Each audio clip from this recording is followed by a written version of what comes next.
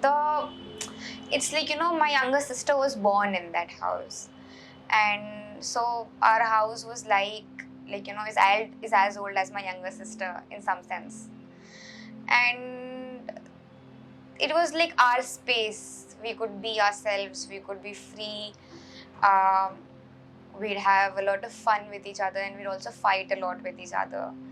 And my mother was very fond of plants, so when they were demolishing, we saw the plants and the pots, they just crumbling down.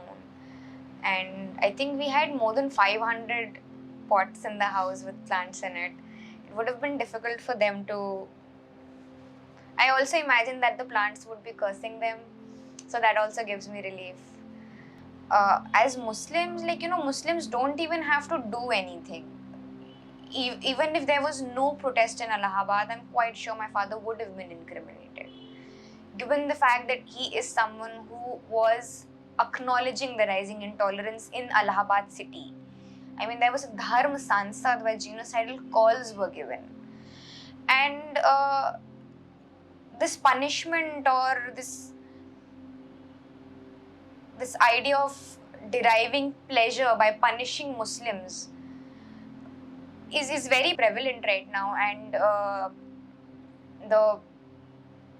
the Hindu supremacists derive, it's a fetish of theirs of sorts, to see Muslim house crumbling, to see Muslims going to jail, to see Muslims being demonized and dehumanized on national television day in and day out, and that's their idea of fun.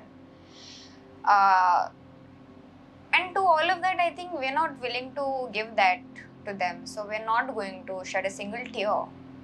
And as for the entire Muslim community, I think the community is strong and will survive whatever will come.